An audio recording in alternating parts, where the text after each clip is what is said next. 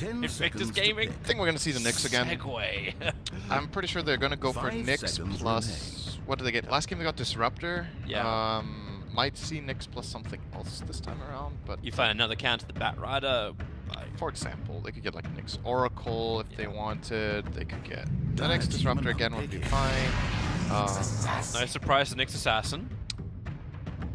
And we could see something like... Nyx...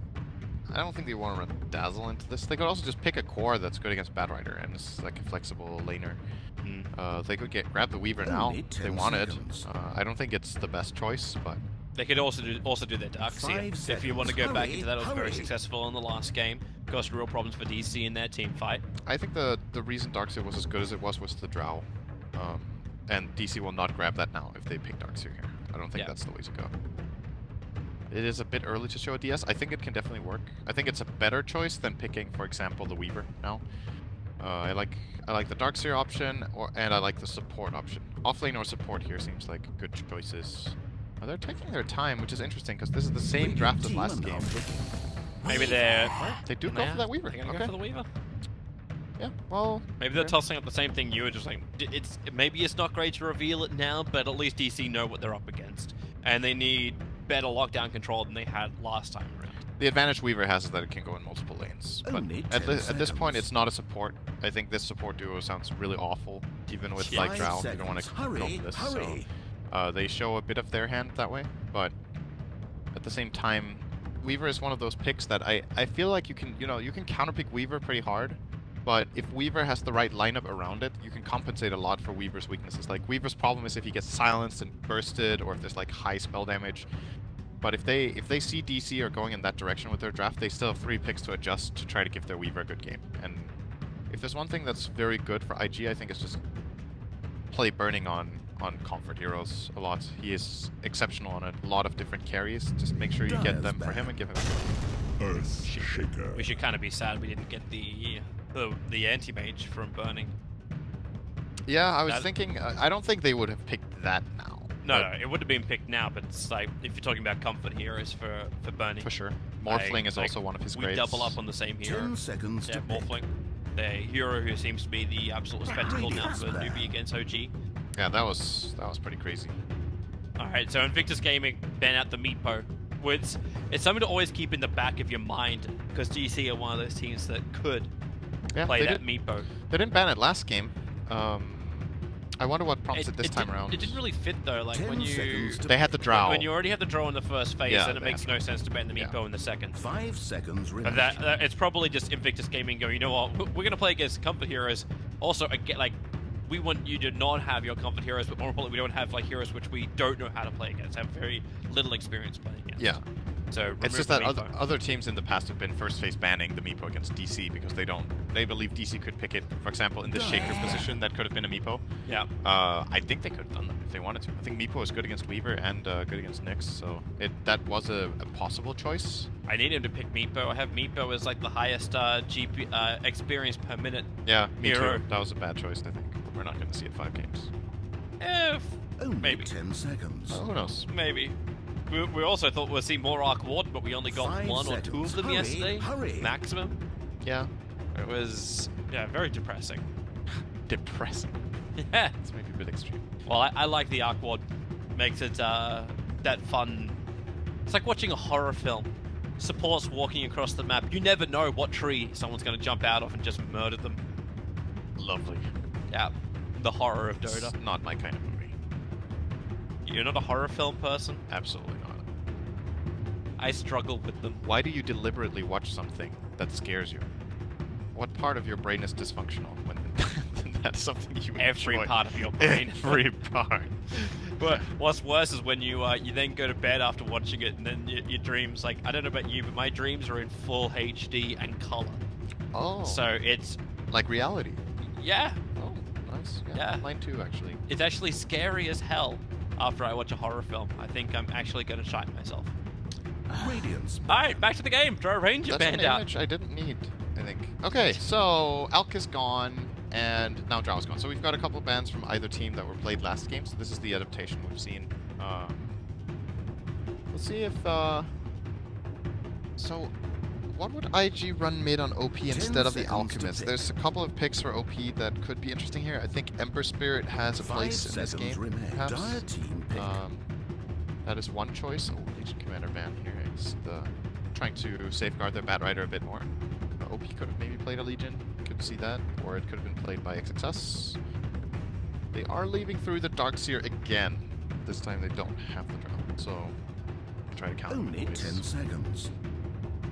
I just want to see how the rhythm of this game is going to go. These next two 5 picks are going to give us seconds remain. exactly that. You got your jump in initiation, you got your AoE from DC, you've got your invis and very buggy nature. Like, maybe Digital Chaos just needs to draft in Tommy Lee Jones as well as Will Smith. That's the way to beat the bugs, right? I saw Men in Black. Yeah, I could see that. Could Earthshaker be Tommy Lee Jones? What hero is Tommy Lee Jones, Toby? I don't know. Earthshaker looks like his face is very Tommy Lee Jones. We just need to age him by like 50 years. Old Earthshaker would be Tommy Lee Jones. So I don't really know where you're going with I already went there. you, not the draft. Oh. Okay, Rubik is gonna be picked up here, and there is the Night Stalker. So let's go over a bit here. So they picked Rubik mainly against Shaker, but it's also it's like a pseudo counter to Batrider because you have an instant stun when he blinks in and grabs someone. So if you're in range for the lift, you can counterplay. It's not that easy with Rubik compared to like Oracle, but it's doable. Oracle spells 10 longer cast seconds range. to It's not going to be that easy with the Vision game. This is the combination we saw so many times yesterday. The Night 5 Stalker and the seconds. Batrider Hurry, together. hurry. Yes, it's very strong. I think Night Stalker is very good in this patch. Highest ban rate so far in the tournament by a couple. And comfort pick for DC here. See if they can organize their game in a way where... So this is IG trying to enforce a playstyle, basically. The one thing Night Stalker doesn't like, he doesn't like these very 5-man centric games where he doesn't get to like skirmish or wrap around or use his scouting to enable 10 split seconds pushing to or something pick. like that. His biggest weakness is 5-man. So IG just picked a 5 really seconds beefy remain. frontliner that wants to 5-man. And a hero that you can't counter with either Night Stalker Silence or Batrider Grab. If he procs Kraken against these heroes on the Radiant, he will get Ravage off. So I like this pick. I like the idea from IG. The question is how the rest of the lineup plays into a Tide game, because this is not really a classic Tide lineup, I think, the rest of their heroes. But as just a counterpick to DC's plans, this is a very clever choice from Q. So yeah, it ties together. And the DC cores, where is now the heavy physical damage going to come from? You're already running, actually, what exactly are you running here, support-wise? Hard to You say. push the bat to the off, Earth to the off? I think you put Shaker off lane. Is Shaker Night Stalker support duo sounds really weird. to me. Yeah, in fact, like, either of, like, picking two of these heroes together seems a little bit odd. Yeah. Like, with DC It's- having to support Batrider in a way, it makes sense, but... Yeah. I think the best choice is probably put Shaker off lane. We'll see. Maybe we get some more Dire's information back. here to go by. Templar TA. Assassin. Yay! So they're looking for damage and tempo control. They didn't have any kind of big burst damage. They were lacking that in the last game, even with the Queen of Pain, but now it's physical, not magical. In addition to that, IG's lineup is fairly, I want to say, a bit slow. Tide wants Only 10 to seconds. farm up a bit, and he's not like one of those playmaking offlaners. He needs to play this 5 group up seconds. like we talked Hurry, about, group hurry. up 5-man style. But since IG's lineup isn't that fast at enabling that playstyle, they can maybe go a bit greedy and play this TA style mid hero that farms a lot and gets really strong. TA has... this isn't like the greatest TA game, but it's pretty good, and it's about comfort picks as well. Get Abed a good matchup in this mid lane or a hero that he's very comfortable playing, and just try to control the map with your support duo and buy the time necessary to let both of your cores have a good game. I like the way Q's mind works. He's like, okay, if they are going to play this faster style of game, the Ursa Warrior Only 10 is going to give you seconds. that. It'll give you the Aegis to the Immortal earlier. It'll allow you to be very aggressive. 5 seconds remain. It's an awful matchup for Tide as well. It's Yeah. like one of the worst lane matchups. If you're playing against Ursa, you almost just want to go jump. It's really bad. There are other heroes that DC can pick. Tide has some innate, really, really bad matchups. And it's of course because he is a melee hero without any really good mobility or stun or slow. Like Gush is okay, but you generally see Tides not even skilling it until they've either maxed out their other skills or at least 10 have a couple seconds picks to in pick. both the Kraken Shield and the Anchor. So, D- Razor, 5 for example, seconds. Hurry, destroys hurry. this hero. Cannot do this Tide. Dire team But DC pick. need high ground push. Timber is also a very good matchup. Okay. Yeah, it's Their, fine. their high ground is not that amazing. I was wondering if they're going to pick something more like a Luna and give them some strength just to force down the lane, but I suppose the Timbersaw, if he is tanky enough, they can just kill them all and then push high ground. Let Yeah. TA do the work. 10 seconds. I think they're trying to just make sure that this Tide Hunter lane is really bad for Tide without support 5 speed. seconds. Hurry, hurry. Luna versus Tide is, I think, Tide favored, actually, because Luna has short range, so you can hit her with Anchor Smash all the time. So you want to make sure that the guy who's playing against Tide wins that lane so hard that the supports are free to do whatever they want. Because then, for example, now there's a Shadow Fiend pick, the support duo of Abed, the support duo on the side of DC to help Abed in mid against the Shadow Fiend can actually even tri-lane mid of things. They know this Timber is going to win the safe lane really hard. Does anybody have that feeling of like I guess expecting somebody taller than Shadow Fiend when he's in this screen? Like the Rubik appears to be a giant next to the Tide Hunter, and then you've got OP as this little tiny little SF. Is that your opinion as an expert on full HD with color? Yes. This isn't a dream set. I agree very much. This is a This looks nightmare. very strange. Timbersaw is 10 like this seconds tiny to little pick. kid. Yeah, it's just... Timbersaw is so little. Look at that. How are you gonna be scared as Tidehunter going into lane against this Timbersaw? You're gonna like poke him with your thumb, and then he He's- has to run away. He's hitting you with sandcastles. Sand armor. I didn't even think about this until now. This looks so strange. But it's obviously the way they've done. Cut. Well, that's this hero. Shadow Fiend. You know? I don't know. That's I haven't even noticed this before now, and now you've just ruined this loading screen. I'm sorry. You've just I'm broken it. sorry. I can't take it seriously. Hey, I blame Day 9 for shattering my image of those towers, like the level up towers. Everyone knows what I'm talking about that crap. Oh, that's hard this time around. So I think the first Well, tower that will let's fall get will be a to it, shall side we? lane tower. I think Timber will get the bottom tower first. If he's against Tide, he's gonna cut between the towers, just kill the waves all the time, and eventually get the tower. I'll go with DC. You know, just to be different, I'm going to go with Invictus Gaming. That's good. I actually Then one of feel us like is right. their strength in the mid is going to be good to push it there. Player with the least deaths. Timber or Weaver maybe this game could be good choices. I feel like Weaver might. So that one is actually really hard. Yeah. When I look at it, I think it's difficult to just. You know, I believed in Burning last time, so this time I'm not going to believe in him. I'm going to believe in Mason. So you pick the Timber. I'm going to pick the Timber. Okay, I'll do I'll do TA this time. You do TA? Yeah, I think so. I think that's a pretty. Player good with the highest net worth by 25 30 minutes seconds is to TA. video game. TA or Shadow 30 Fiend. seconds. But I think TA will have a better.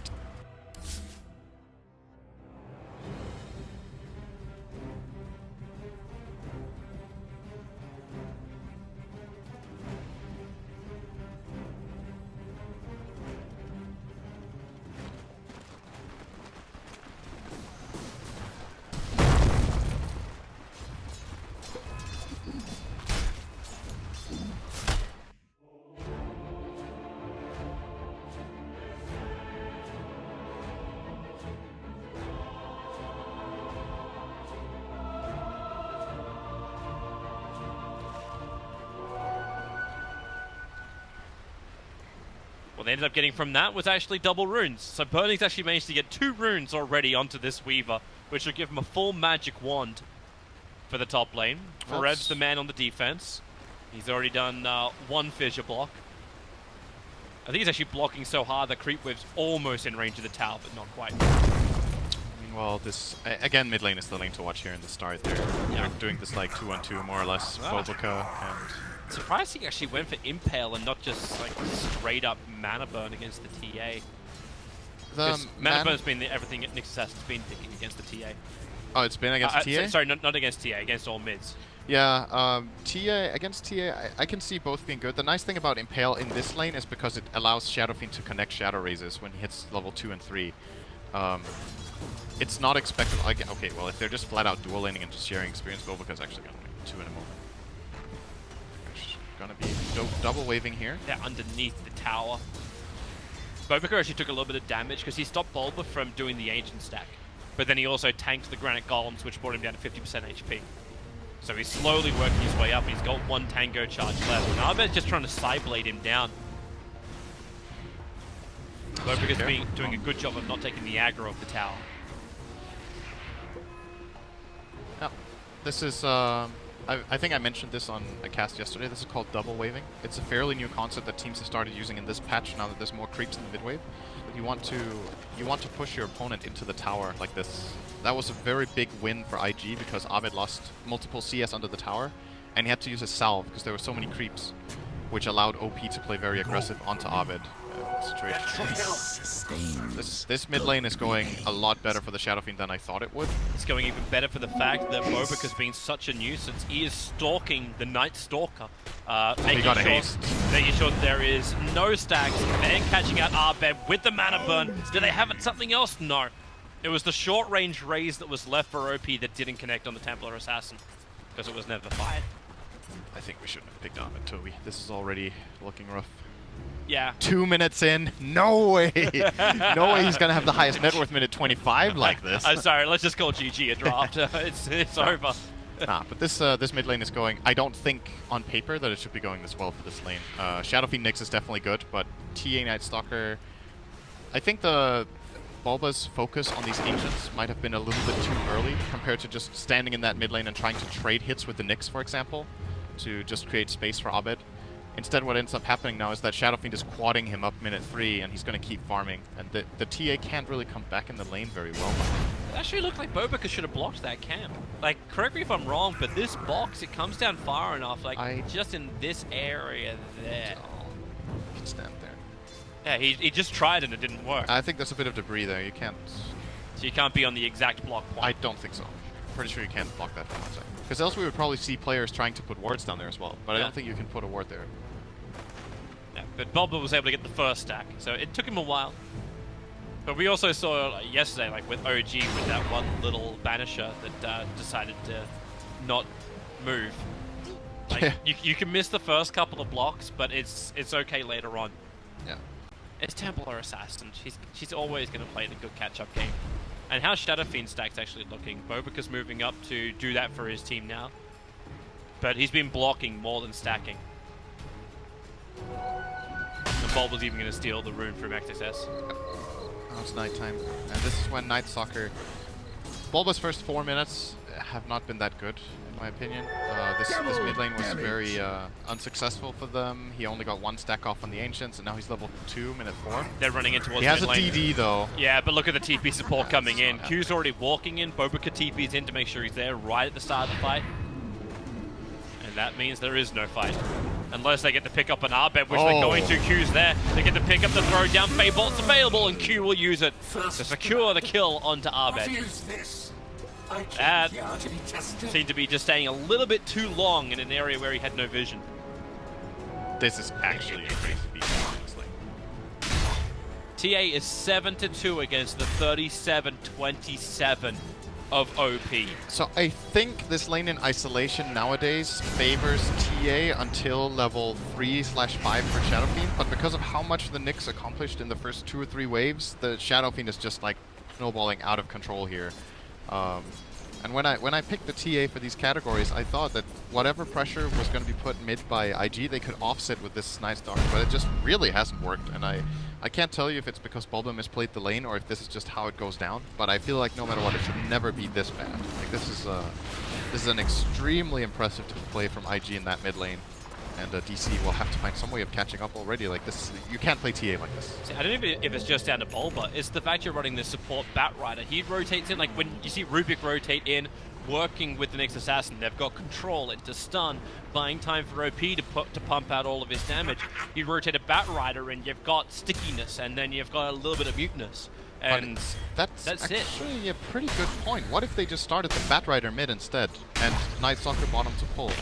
And then Dubu just is in there putting sticky napalm on them, being super annoying against this Nyx and Shadowfiend all the time, and then that secures TA the CS. I think that would have been a better approach if this is what Night Stalker can contribute. Because Dubu has just been bottom before. That lane plays itself. Timber can't lose. Timber, there's no way he loses this. You look at how far ahead Mason is. It's like the mid lane.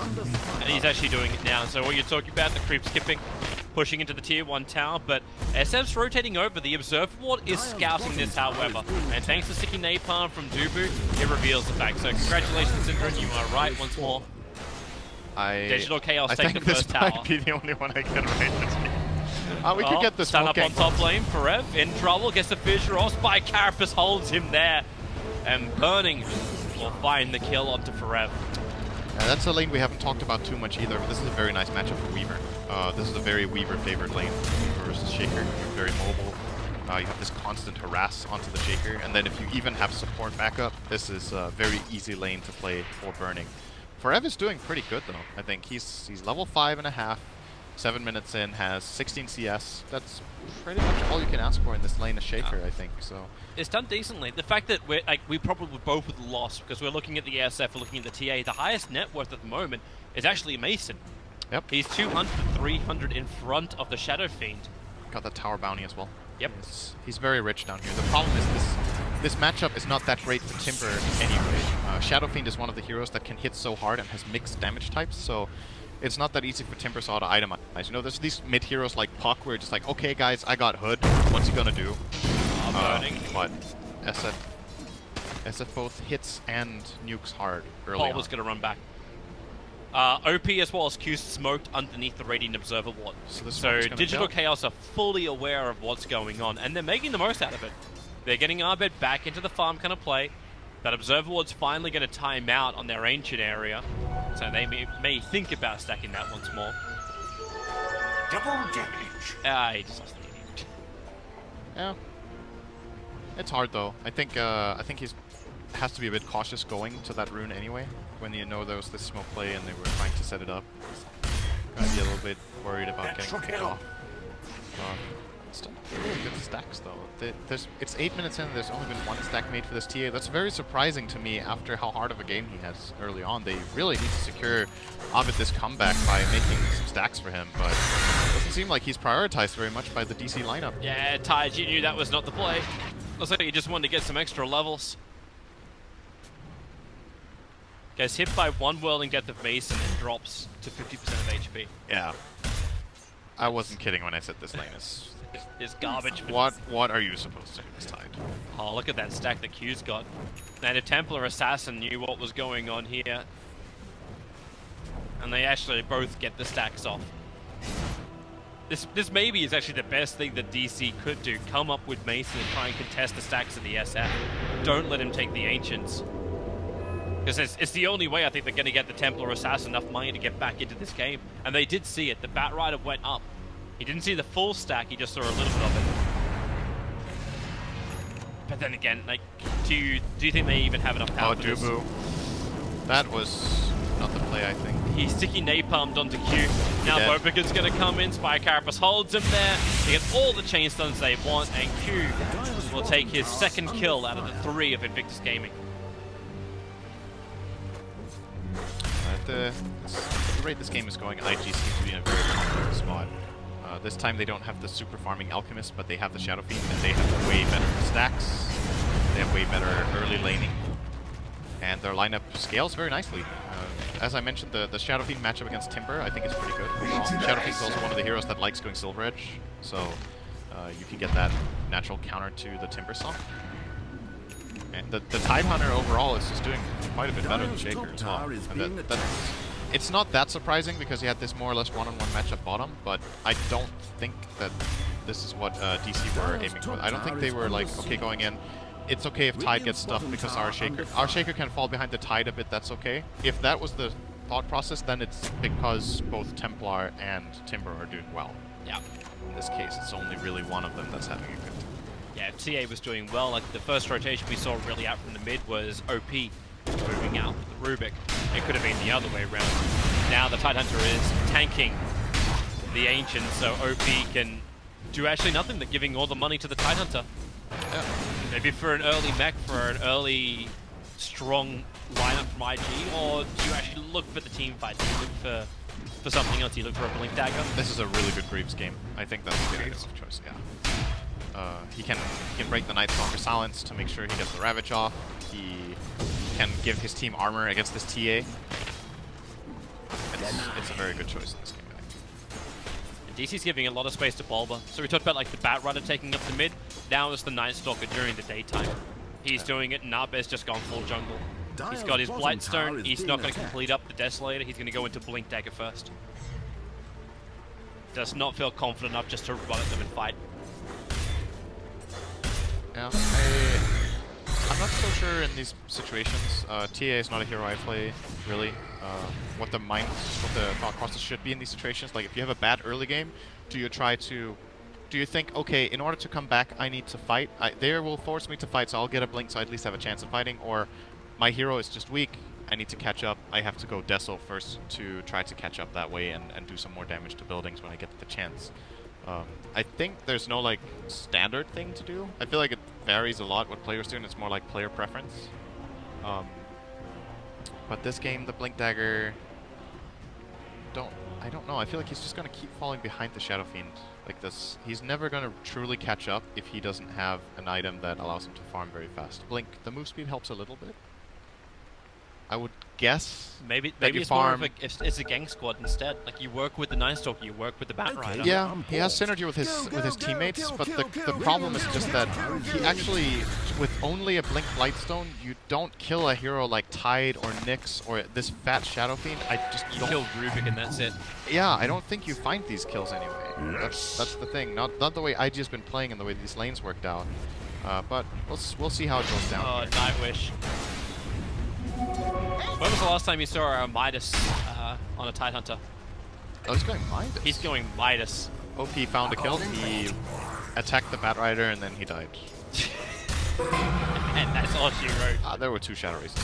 Let's not exaggerate here. But it's a support Bat Rider level 5 minute 12:30 against a level 11 Shadow. Oh, they pick up, they throw back at Mason. Ravage will be committed. Do they have enough with the Sun's control? Timbersaw needs to chain himself away from this one. He has his 1 charges to stay alive. Not to mention reactive armor. So Ravage is blown. They really committed hard for that in Invictus Gaming, and they did not get enough.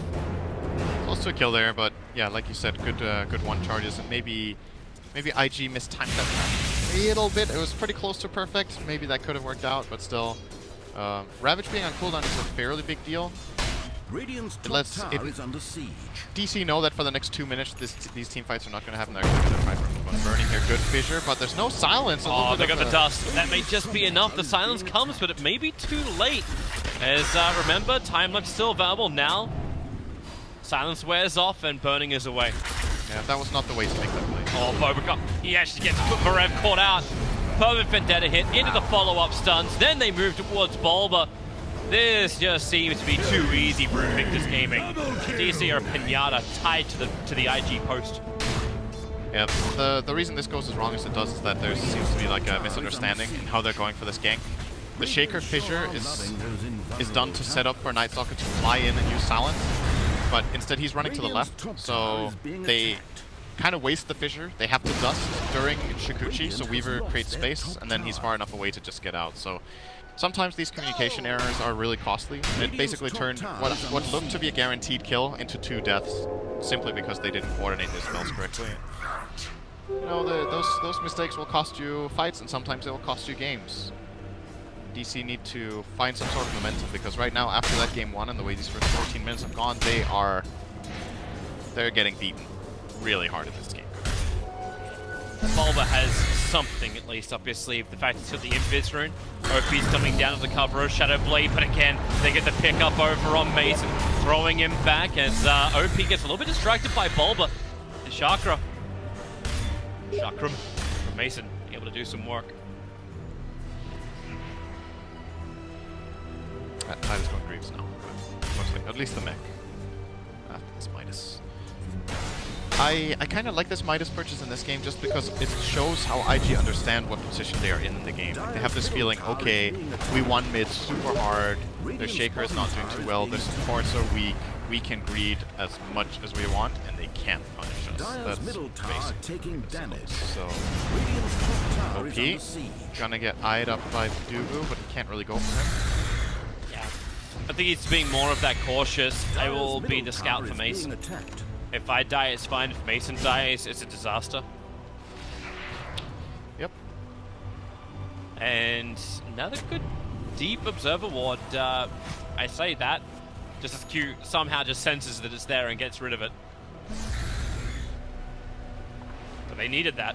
I was going to let them know just how heavily SF was committing to farm. Still a trap at least. I see him farming on there, but the problem right now is just that DC's lineup can't really make moves. The TA blink helps, but their supports are... He doesn't look too hot here. Bobica stalking them. Arbed's nearby. Q gets a pick up. The throw down into the follow-up stun. Fissure is nice, however, so maybe Bobica. Spike Carapace creates a little bit of extra space. Arbed doesn't have his melt available until now, and he'll use it to execute Bobica. And they want more. Nathan knows he needs more. The Sharkum to slow down Q. A quick silence, actually the one stolen off Bulba. But Q cannot escape his fate. Mason will find the kill. And that is much needed. Yep, good counterplay. They set that up. Very quick reactions. The whole team came in. It's been difficult for DC to find openings where they get the picks. Batrider isn't even close to a blink. Night Stalker had a bad early game, and then the other three cores, especially the Shaker, really needs a blink dagger before he's able to very easily look for kills. Then you had that TA just farming, and Timbersaw kind of, you know, wants his team to set him up. He's not the ones who set up the kills most of the time. So very good for them that they get this counterplay at least. That should result in the top tier 1 tower as well. So getting a bit of momentum here. It's Arbed space too. Look, he came up, he finished up the Ancients, which Invictus Gaming had started with the SF. So it's quick, it's efficient farming. They're slowly clawing their way back in. They were about 6,500 net worth behind. Now it's dipping below the 5k mark. The experience as well. Invictus Gaming just not having the successful rotations as they've had in the past. I'm not saying it's IG losing control. Oh my god, DC is coming back. But for the moment, things are starting to level out a little bit. Yeah. And IG changed that around by taking out 2 tier 1s. Yeah, their Shadow Fiend is a monster. He got his BKB now as well. He is so farmed on SF. What's his GP right now? He's going for Silver Ridge straight after. All that strength of Mason could just be stripped away. Yeah. Radiant's bottom tower under fire. It's still not going to be the easiest kill though. It's definitely going to help a lot, but Mason himself, by being this farmed, is still not a very easy kill for that lineup. Especially if he gets a plate mill at some point in his build, so he at least has that guaranteed armor that won't be broken off. The hood has extreme value in this game. It's very good against the first 4 heroes of IG. But because on the hunt once more. Doing well. It's the Batrider as well as Timber on the bottom lane they might have been able to find, but at the same time Invictus Gaming just enjoy this flash farming they've got. This Tide is so far.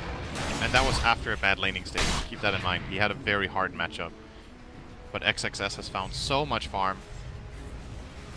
He has the same net worth as TA. Yeah. And is running a Midas, so... That probably says better things for the Templar Assassin. Just for the fact that she's managed to catch up that far.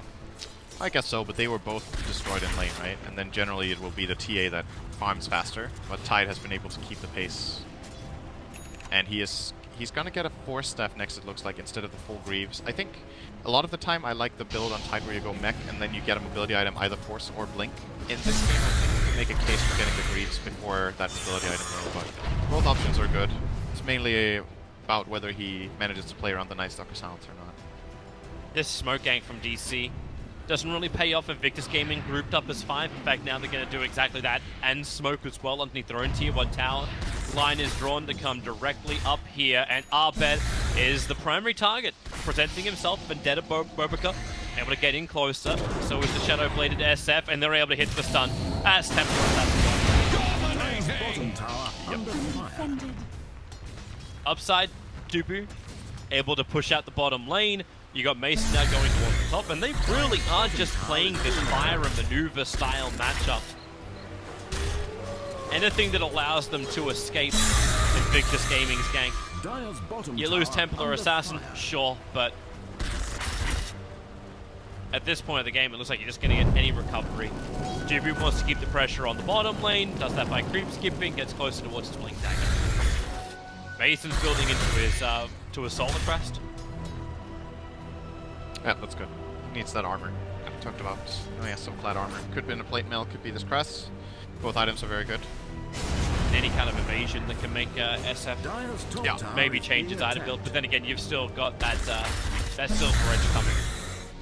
He's definitely going to be looking toward an KB Basically later on. Get out of here. Chains. Tiebreaker is chasing him. Say goodbye to Dubu. It was only a matter of time. He was really pressuring that bottom lane too far. It's a very Tiebreaker sees so minor much. kill. He sees so much. Rubik's pinging out. Here comes Burning. But Tiebreaker starts over on Forev. He doesn't want to let Forev get that Blink Echo Slam. Instead, it'll be the Fish into the Totem Stun. Nyx Assassin.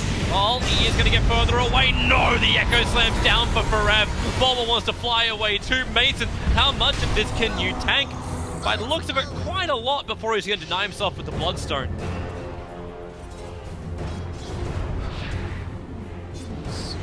Space for Abed to push mid as well.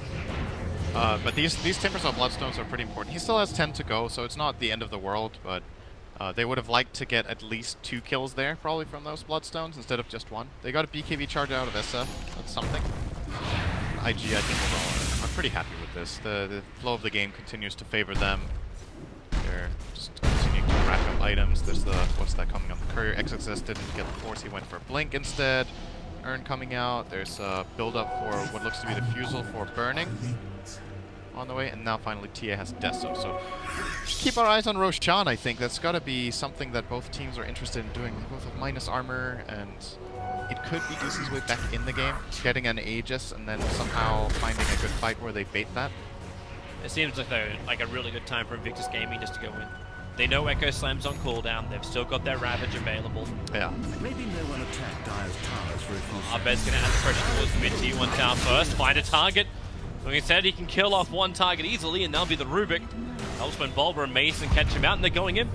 IG, they're down a player with no buyback available, a 23-second window. And thanks to that full Solar Crest on Mason, plus just the effect of TA, they've got Roshan down to half-life. The Bugs will come in, they'll have to get rid of him quickly. They know what's going on. Dubu prepping up to Napalm, a 3-man fissure, actually isolating XXS. He actually has the mech, will commit it. Ravish now being burnt, hits over on Tuba. Forev will jump in, keeps on the Templar onto the Tidehunter. He needs to go down. Mason able to do it, no buyback available. Tipper chain away, get away from that Requiem of Souls, and just bail. Q is into the middle of the fight. Mason cannot chain away in time, but Q chains him down instead. Invictus Gaming burning in big abilities, but they do stop Digital Chaos from finishing Roshan. This could still end up being a DC Roach, though.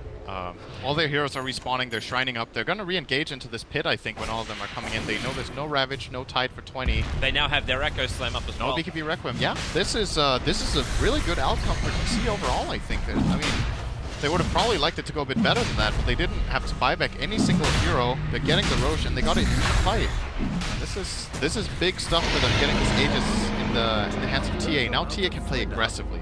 In these fights, he has to play like very cautious, because like, oh, if I get ravaged or get caught in the stun, I can just get blown up by Requiem. Now he can lead the fight, and that's big, because he has the ability to force key cooldowns by just going in on his own. Yep, especially if IG start to gravitate towards him, then his protector, Forev, almost becomes the bodyguard to Whitney Houston.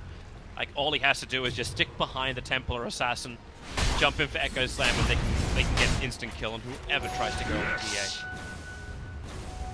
Radiant's top. Not to mention, he's now going to have even more maneuverability. That money for Forev really starts to kick in. He's got enough almost for a 4-star. Very good item on Shaker in general, and it's good this game. There's a couple of key uses. He can counterplay telekinesis. He can get people out of Spike Carapace range. Save people from Requiem. Very good item. Everyone actually dodged Requiem pretty nicely too. Yeah, apart from Mason. Like, Mason was just caught in no man's land. DC played that very nicely, the way they spread out their heroes and just played like the periphery of the fight, took advantage of their outnumbering. So, alright, let's see. Here in the invis, it's burning. Get Chikuchi close enough to Forev. He's already backed off, and Mason's pushing the top tower. They'll be very happy if they can just get a tier 2 for tier 2 here, even though Mason's tower pushing abilities is pretty ass. Dire's top tower is being attacked. Especially compared to OP and Burning teaming up on that tier 2. Yeah, tower trade here is okay for DC.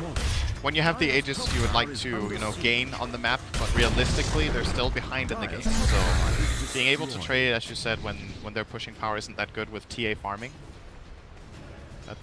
That's pretty alright for them. Now, as far as IG goes, I think this went a little worse than what they were expecting this last 5 minutes, so they're probably going to change their pace a little bit now. Maybe play a little slow again until this Aegis is out, try to get another key item. Looks like Tide is going for a Halberd.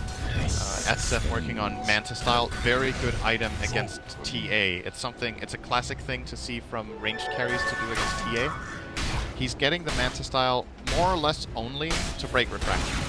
It obviously has good stats for ranged heroes, but you know, a hero like Shadow Fiend, we don't necessarily see Manta style on that often anymore. There's other items that you like to get, but most of the time it is the choice against Templar. Ensure there's no defensive shields. Yes, simply you just pop your Manta, you send your Mantas on the TA in the fight, and that gives kill potential. Dire's middle tower Obviously has taking secondary damage. advantages here, like he can break out of the Nice Stalker Silence, he can deal somewhat with Sticky Napalm, but he already has BKB for that. So you could say it's a bit of an overkill instead of going, for example, hard damage or Butterfly. Butterfly would have a lot of merit here, right? Like, oh, your classic, oh, I'm doing well, I have BKB, I'm gonna just use this Flutter to go in aggressively and hit people or have the defensive capability of the evasion. Yep. But Manta, I think, in this game, is probably the best choice. So I like this from OP. Well, this game may go for a little bit longer than at least I was expecting after the first part of this game when we saw TA being shut down. TA has now managed to climb herself back up to the second highest net worth on the field. Yeah. 13.2k to the 15k of the Shadow Fiend. It's like Invictus Gaming is starting to drop off. This is definitely within reach for DC again.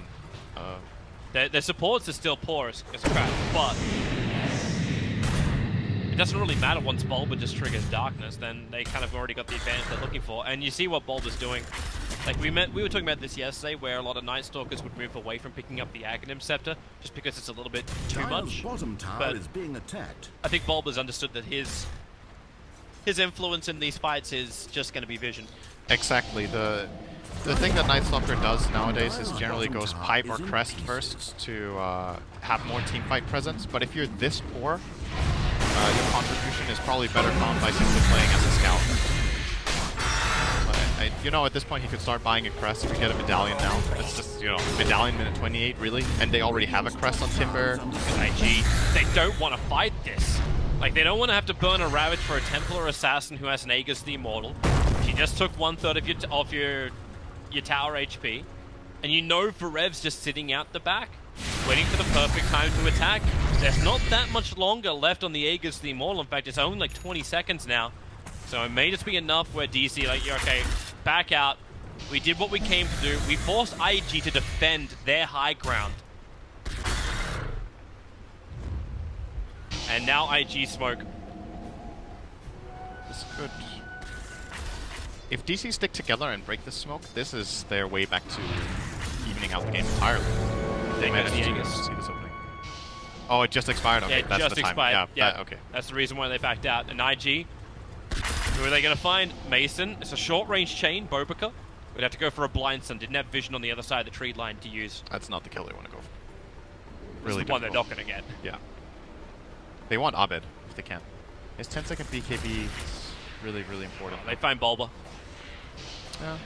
But no one else is around. Not close enough. Q's already starting his TP out.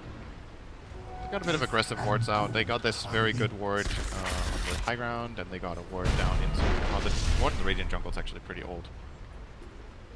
And now Bobika placed one inside his own jungle, so IG are trying to just get reads anywhere they Did can. they just smoke on top of the one? I think they smoked above it. OP is right on top of the Radiant Obs. It's the one big vision blink lasso. The dust, it is able to reach OP just on the max range. And Shadow Fiend will fall. A huge streak to end, and the money goes the way of Arbed. Very ridiculous. 1 minute on the sidelines. He doesn't even have buyback. They can actually high ground. But they don't know this. We They have don't this know. information. They don't. They don't, but at the same time, if they can force that buyback and lose 1 or 2 heroes, that is worth forcing a buyback for it. The Shadow Fiend buyback is so expensive right now to use, so they must be thinking, okay, He's short by 65 gold. if they saw he had the Yasha, they might connect the dots here and be like, okay, he might not have buyback, guys, he just bought a Yasha. They're pinging bottom. I think they're a little bit indecisive. Do you want to go in through mid? Do you want to go like through the bottom town, which is already pretty damn injured? Shadow Fiend refuses to buy back. At least this is going to be the perspective for Digital Chaos, so they'll keep their pressure up. XXS putting himself very aggressively on the front lines, trying to dissuade from the attack, while Q attacks from behind. And they're pinging. They want to keep going. This is Mason just saying, guys, focus the tier 3 tower. We can actually make one hell of a dent in the IG space. SF's up in 5 seconds time. Timber Chain's going to miss thanks to the Fisher stun stolen from the Rubik. And they've done their damage and they've got out. Very nice defense from IG. The way they organized this was beautiful. Q came in from the back with haste, stole Fissure, kept Shaker at bay and kept him busy. The Tide blinking into Anchor Smash and just running away. DC got scared for a moment, he was going to Ravage, so they hesitated a little bit. He slows down their push a lot with his minus damage. Everyone just contributed whatever little bits and pieces they had to that defense, and as a result, they didn't lose the tower. I'm kind of surprised that TA's... Okay, she's changed her mind multiple times now. Originally, I was thinking you'd be looking for some kind of like silence control against the Tidehunter or like something like that. Then he was going straight dataless. Now is the Sulcuros for but DC having the confidence where maybe they can win the armor war and then push high ground. AC is going to make it faster to hit buildings for the entire team, so if they get in that position, that's a better choice. Bloodthorn has some merits here. It's very good against Nyx, it's very good against Weaver. It's good against Tide until he gets Greaves, but it seems like he's not interested in that for whatever reason.